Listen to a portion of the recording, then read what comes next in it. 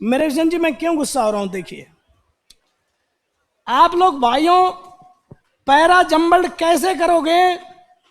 तो इसके लिए चारों सेंटेंस को अरेंज करना जरूरी नहीं है।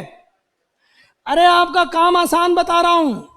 पैरा जंबल्ड सेंटेंस करने के लिए चारों सेंटेंस का अरेंज क्रम बनाना जरूरी नहीं है। कैसे? अब देखो, इसमें सिंगल पेयर ढूंढो। सिंगल का मतलब दो सेंटेंस का पेयर ढूंढो।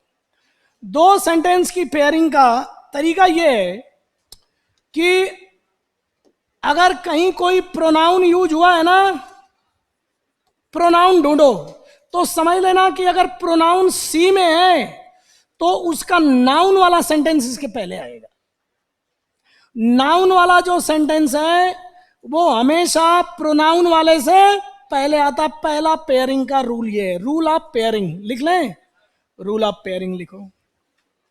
रूल ऑफ पेयरिंग,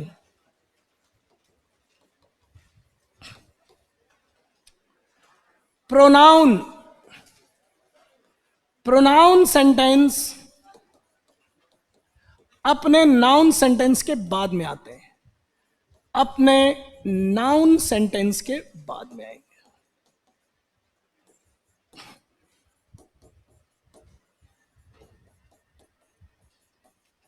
ये हमेशा ध्यान में रखना, प्रोनाउन सेंटेंस। दूसरा है rule of pairing. Rule of pairing एक और देखो, डिटर्मिनर। जैसे कौन कौन डिटर्मिनर? This, that. ये प्रोनाउन और डिटर्मिनर दोनों होते हैं। This that, this that, his, him, their, its. ये ध्यान रखना, ये किससे बने हैं? डिटर्मिनर है लेकिन प्रोनाउन से बने हैं ये। तो डिटर्मिनर सेंटेंस भी, ये पजेसिव डिटर्मिनर या ये वाला है डिटर्मिनर, तो ये भी अपने नाउन सेंटेंस से पहले है। हिज, हिम नहीं, her. His, her, their, our, our O U R, my वगैरह। ये पजेसिव डिटर्मिनर है लेकिन ये प्रोनाउन से बनते हैं, वी से बनते हैं। तो पजेसिव डिटर्मिनर भी अपने नाउन सेंटेंस के बाद आते हैं। तो लिख लो, पजेसिव डिटर्मिनर वाले sentence, possessive determiner, possessive determiner. हालांकि दिस दैट डेमोन्स्ट्रेटिव है लेकिन ये भी इसी तरह काम कर रहा है। पजेसिव डिटर्मिनर, डिटर्मिनर या डेमोन्स्ट्रेटिव डिटर्मिनर। दिस और दैट क्या है? दिखाते हैं, तो डेमोन्स्ट्रेटिव बोलेंगे। Demonstrative, demonstrative determiner.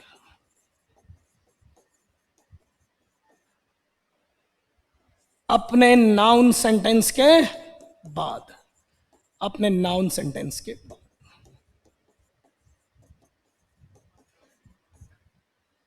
फिर उसके बाद तीसरा है rule of pairing. Third rule of pairing है conjunction. Third rule of pairing है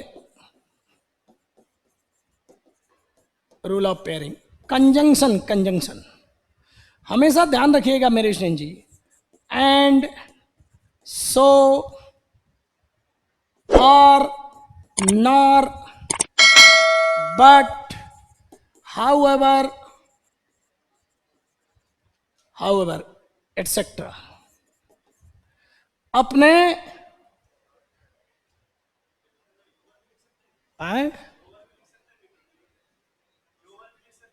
अरे यार, वो तो छोड़ दिया, और देयर, हर लिख दिया, तो जाहिर सी बात है योर भी होगा। जाहिर सी बात है योर भी होगा अब इसमें।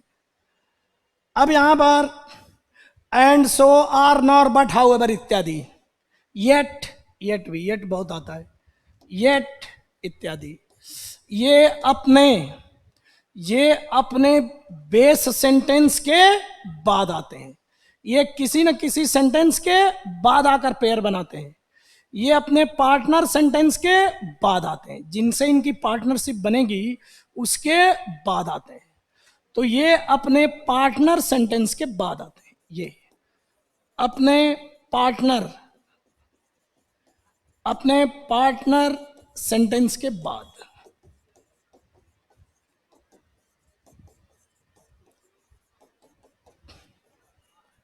अपने पार्टनर सेंटेंस के बाद आएंगे हमेशा। उसके बाद फोर्थ रूल, फोर्थ, मेरे स्टूडेंट जी आप ध्यान नहीं दे रहे हो, fourth rule, rule of pairing. Student ji please ध्यान दे दीजिए please. Sequence of event, sequence of events, sequence का मतलब time, time sequence, time, time, timing, timing. Sequence of events में क्या देखोगे? टाइमिंग देखोगे।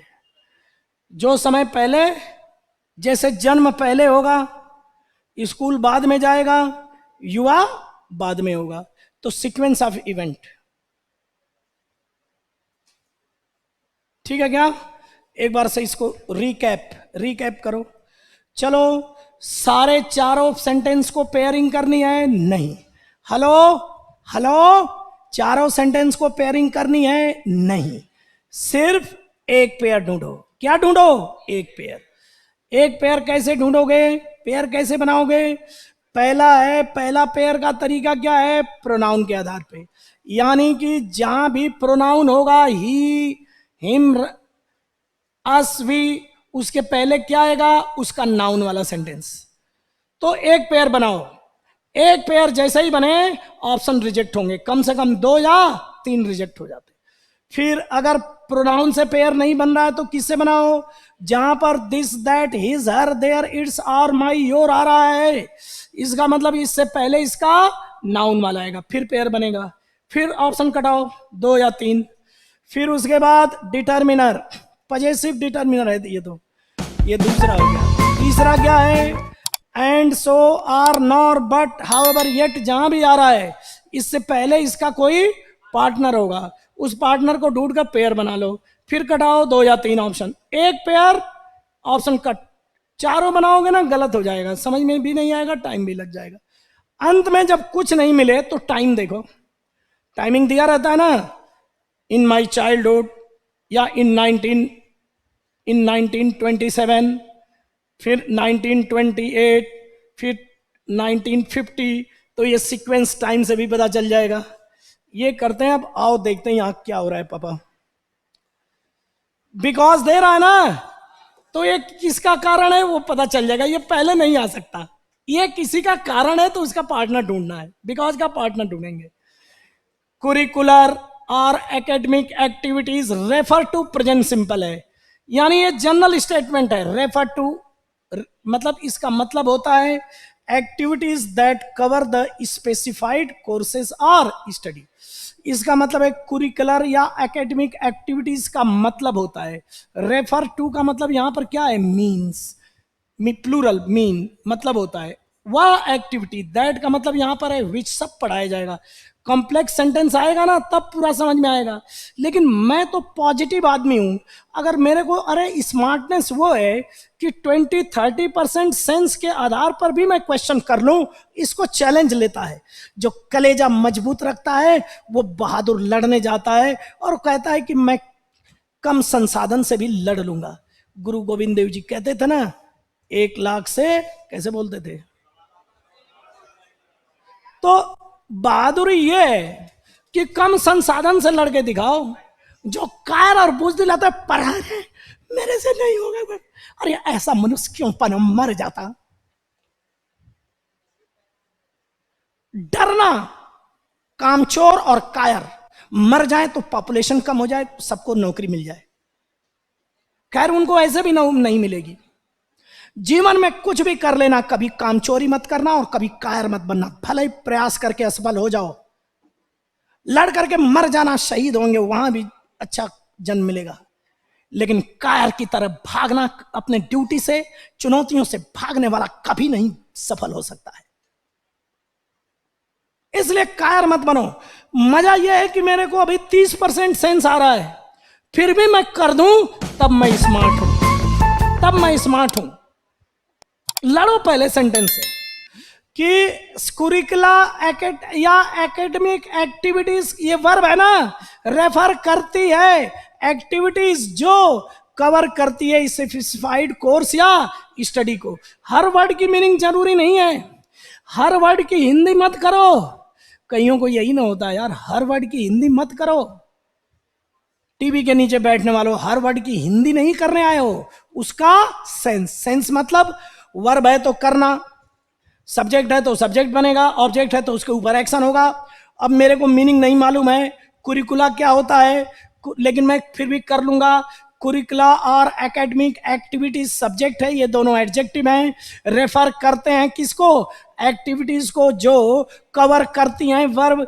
इससे स्पेसिफाइड कोई एडजेक्टिव होगा, मुझे मालूम नहीं मालूम पापा। किसी कोर्स या स्टडी को कवर करती हैं, उन एक्टिविटीज को कुरिकुला कहते हैं। ये एक जनरल स्टेटमेंट लग रहा है। इससे भी एक पता कर लेते हैं कि कोई जनरल परिभाषा दी हो तो जनरल परिभाषा की रैंक क्या होनी चाहिए? फर्स्ट होनी चाहिए। अब यहां पर बी कितनों में है? किसी में नहीं है, मेरा तो यहीं से हो जाएगा।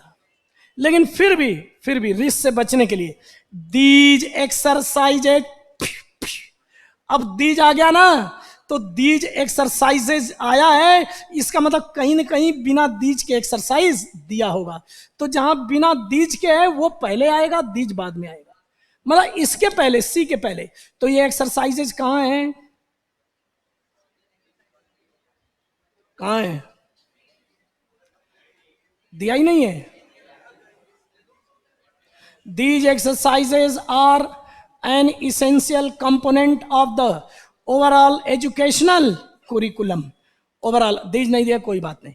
इन लेमैन्स टर्म्स, आम आदमी की भाषा में, आम आदमी की भाषा में, टर्म्स का मतलब भाषा में।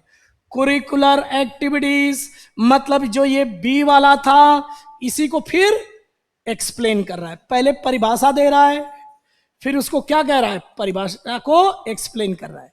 पहले तो जनरल परिभाषा दी, फिर कह रहा है कि आम लोगों की भाषा में समझा रहा है कि curricular activities are activities that take place, होती हैं within the classroom, classroom के भीतर। तो बी और डी एक ही परिभाषा को एक्सप्लेन कर रहा है। तो पहले परिभाषा आई, फिर उसको एक्सप्लेन किया। फिर अब देखो दीज एक्सरसाइजेज, इन्हीं को एक्सरसाइजेज बोल रहा है, एक्टिविटीज को। इसेंशियल, अब देखो ये जरूरी है, component of overall education. Education क्यों जरूरी है? क्योंकि educational institutions teaching is actively involve. तो ये बिकॉज एक इसका कारण बता रहा है, इसेंशियल, महत्वपूर्ण। इसेंशियल का मतलब इंपॉर्टेंट, नेसेसरी। नेसेसरी क्यों है? क्योंकि इसका मतलब मैं तो इसी से पकड़ लिया कि ये जनरल परिभाषा बोल रहा है, और ये इसी परिभाषा को ये क्या कर रहा है? एक्सप्लेन कर रहा है। बी डी सी हो जाए। ये कब आया था? 24 मई 2022। अभी आज एक ही बताता हूं क्योंकि टेस्ट वगैरह भी है। चलो एक और बता देता भाई। देखो बिना टेस्ट कंप्लीट किए मत जाना। टेस्ट दे दिए हैं क्या? टेस्ट बांट दीजिए अब इनको। टेस्ट बंट रहा है, उधर क्यों देख रहे हो? इधर देखो। उधर क्यों देख रहे हो? इधर देखो। अब इधर देखो पापा। अरे तो बहुत बड़े हैं यार ये तो। अब देखो ये कब आया? CHSL में आया है, 24 मई को ही आया है। इतना बड़ा है पापा। The first time that I was seated behind a curtain in a dining car, I felt, मैंने महसूस किया, एज इफ मानो the curtain had been drop. रुक जाओ अब। अरे यहां टाइम देखो, 1 संडे, एक रविवार को, किसी रविवार को। आई वेंट टू चर्च, मैं चर्च गया। The first time that I was seated, ये बताओ कि पहले चर्च जाएगा या पहले बैठेगा? सीक्वेंस ऑफ इवेंट से पता चलेगा। यानी कि मेरे को एक पता चल गया कि ए हमेशा बाद में ही आएगा, चाहे तुरंत बाद में आए या 2 रो नीचे आए, लेकिन बी से नीचे ही आएगा ये। और बी मेरे को गेस है कि फर्स्ट आना चाहिए, लेकिन फिर भी पूरा सेंटेंस दे। Just before going to college I want to simply convince and work for a whole summer. अब यहां कुछ और ही है। आफ्टर दैट समर, फिर देखो, पहले तो सी और डी में बताओ, आफ्टर दैट समर बोल रहा है, just before going to college I want to went I went to Simsbury and worked for a whole summer on a tobacco farm to earn a little school money to supplement what my parents were doing. कोई ध्यान नहीं दे रहा है. After that summer in Connecticut. अब देखना भाइयों, ये बताओ कि पहले सी और डी में सीनियर जूनियर बताओ, इसमें कौन सीनियर कौन जूनियर? पहले सी फिर डी, फर्स्ट रैंक नहीं, फिर एक सिंगल पेयर देखो. अब जिसमें जिसमें सी डी यहां भी, सी डी यहां भी, और यहां सी डी यहां भी, यहां पे डी सी, एक कट गया. और इसके पहले ए और बी थे, उसमें कौन सीनियर था? बी सीनियर था. अब देखना बी बी बी, यहां ए, यहां बी ए, और यहां बी ए. अब इस पूरे में बी का क्या होना चाहिए? फर्स्ट होना चाहिए कि नहीं होना चाहिए? बोलो फर्स्ट. तो बी सी और सी डी तो होना ही चाहिए. ए कहां है? आफ्टर ए कहां है? ए कहां है?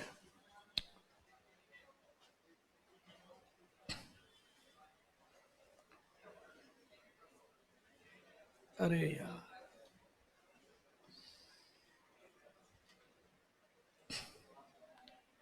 The first time that I was seated behind a curtain. तो उसके बाद one Sunday we went to church.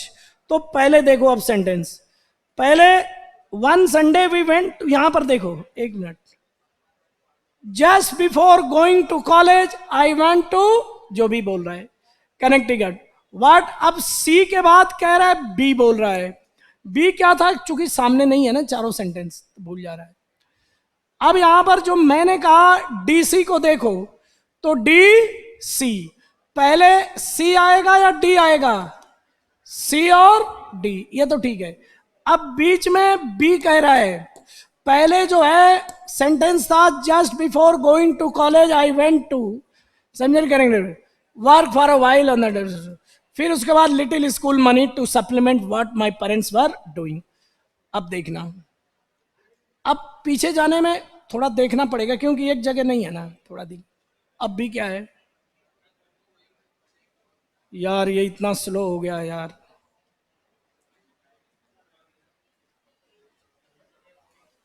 यार इसको अलग फाइल बना देते. अब देखना B, one Sunday we went to church in, अब देखो, in Simsbury and we were the only Negroes there. And on Sunday morning, I was the religious leader and spoke on any text I wanted to 107 boys, 107 लड़कों के सामने मैं Negro, Negro बताया था ना, black जो अफ्रीका के लोग, तो उसने 107 लड़कों के सामने वो बोला, जो भी याद था वो बोला. अब यहां पर ये जो कॉलेज में गया ना, वहीं का चर्च था, वहीं का चर्च था. तो पहले कॉलेज गया और वहीं पे फिर चर्च में किसी दिन गया था. लड़के ये दिख रहे हैं ना, इसका मतलब ये कॉलेज के ही लड़के रहे होंगे, इसलिए ये फर्स्ट नहीं हो सकता था. ठीक है, ये बहुत स्लो हो गया यार. ये इतनी किस्म फाइलें हैं इसमें, ज्यादा फाइलें तो नहीं है, क्यों स्लो हो गया इतना?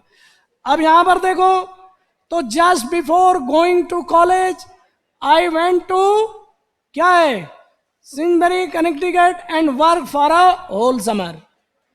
अब यहां पर ऑन टोबैको, तो कॉलेज में जाने से पहले काम किया. After that summer in Connecticut it was bitter feeling going back, segregation, and it was hard to understand why I could ride whenever I pleased on the train from New York to Washington and then I had to change to a Jim Carrey car. ये इतना पढ़ने की जरूरत नहीं है, time waste हो जाएगा. तो क्यों दिया है CHSL में? सीक्वेंस ऑफ टाइम देखना है कि सबसे पहले क्या हुआ, पहले वो चर्च गया या कॉलेज गया? बस कॉलेज नहीं, सबसे पहले वो कहां गया? कॉलेज गया. कॉलेज गया, फिर कॉलेज में एक दिन संडे को छुट्टी के दिन चर्च गया।